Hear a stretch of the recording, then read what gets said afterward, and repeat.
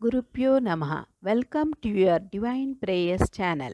Learn chanting Sanskrit sloka with ease. The link for the previous parts is given in the description box. Today we will chant Sri Ramacharitra Manjari Stotra. Sri Raghavendra Swami was a great scholar and devotee. He is considered to be the avatar of Prahlada, the son of Hiranyakashipu who was killed by Sri Narasimha. The poem, composed by the saint, narrates Srimad Ramayana in 11 verses and is in the form of hymns. By reciting this short poem, one gets the benefit of reciting Srimad Ramayana and also praying to Lord Rama. Kravya Dan Ganana Sankhya Napi Dasavadanam Brahmapurvaihi Sureshaihi Pushpairakirya Mano Utavaha Vimala Mapya Sitam Vidhaya Rakshonatham Swabhaktam Swapuramata Gataha Pushpa Kastaha Samastaihi Samrajye Chabi Shikto Nijajana Makhilam Manayan Me Gatihi Syat Kravya Dan Ganana Sankhya Napi Dasavadanam Brahmapurvaihi Sureshaihi Pushpairakirya Mano Utavaha Vimala Mapya Sitam Vidhaya Rakshonatham Swabhaktam Swapuramata Gataha Pushpa Kastaha Samastaihi Samrajye Chabi Shikto Nijajana Makhilam Manayan Me Gatihi Syat Kravyadan Gananna Sankhya-napi Dasavadanam Brahmapurvaihi Sureshaihi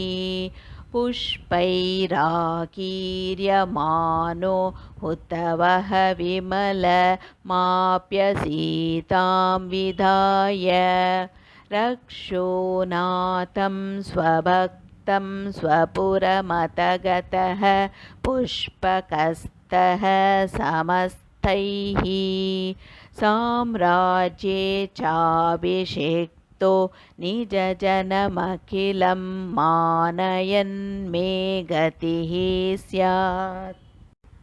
Rakshan Shonim Samruddham Nuta Uta Munibhir Manayan Vayusunum Preshya Dityatma Jadin Vyatanuta Bharatam Yauva Rajenu Manya Karye Saumitri Martasva Gatita Krudarignota Shatrugno Yo Hatvasau Dushta Sutram Dvijasuta Gubavet Kumbha Janmala Bhari Rakshan Shonim Samruddham Nuta Uta Munibhir Manayan Vayusunum Preshya Dityatma Jadin Vyatanuta Bharatam Yauva Rajenu Manya Karye Saumitri Martasva Gatita Krudarignota Shatrugno Yo Hatvasau Dushta Sutram Dvijasuta Gubavet Kumbha Janmala भारी रक्षन् शोणीं समृद्धां नुत उत मुनिभिर्मानयन् वायुसूनुं प्रेष्यादित्यात्मजादीन् व्यतनुत भरतं यौवराजेनुमान्य कार्ये सौमित्रिमातस्वगतितकृतरिग्नोत शत्रुघ्नो यो हत्वा सौ दुष्टशूद्रं द्विजसुतकुभवेत् कुम्भजान्मालभारी यज्ञं तन्वन् त्रिकोटिर्व्यतु दत भरताद्यैः सुरानीस वाक्या ध्यास्यन् दामात्रिपुरं भुजिमत स नयनात्मसून् स्वराज्ये कृत्वा श्रीर्हि हनुमद्रुत विमलचलत् चामरत् छत्रशोभी ब्रह्माद्यैः स्तूय मानो निजपुर विलसत् पाद पद्मो वतान् माम् यज्ञं तन्वन्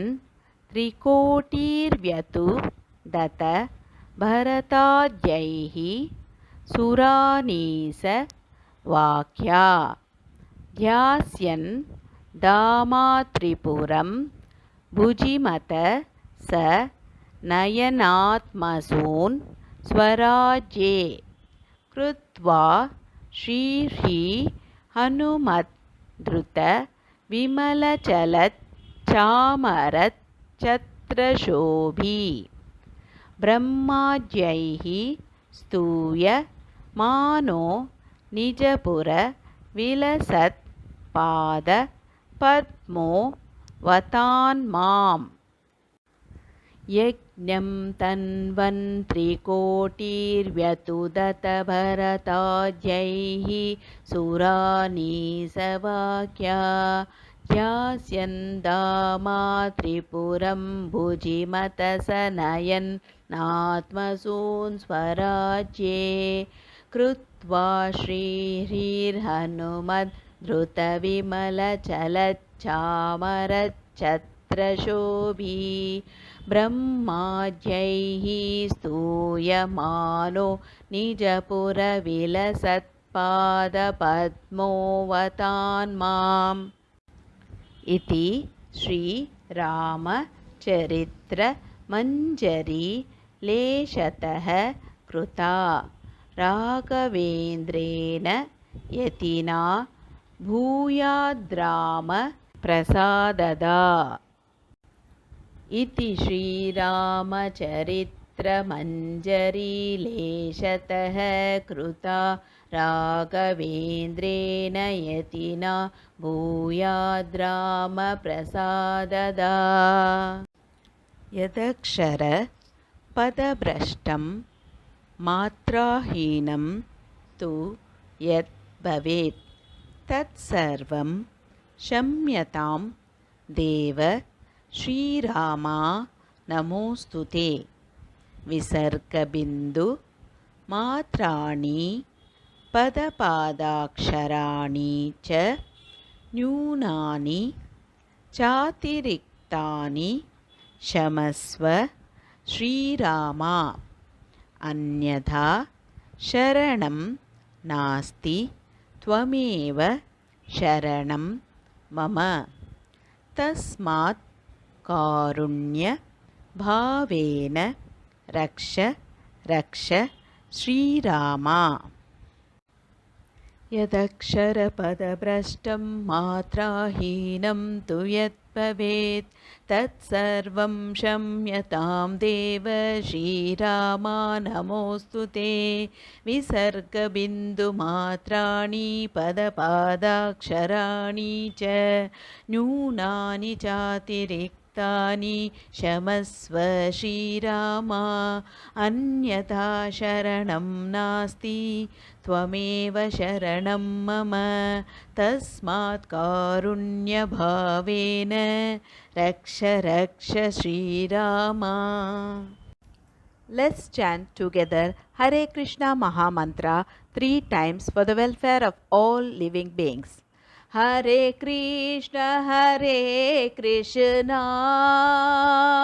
Krishna Krishna Hare Hare Hare Rama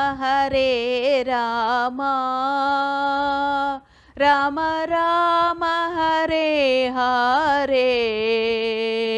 Hare Krishna Krishna Krishna Hare Hare Hare Rama Rama Rama Hare Hare Hare Krishna Krishna Krishna Hare Hare Hare Rama Rama Rama Hare Hare. Hope you could follow along with me in chanting this sloka. More in queue. If you enjoyed this video, please like, share and click on the bell icon to subscribe and show your support.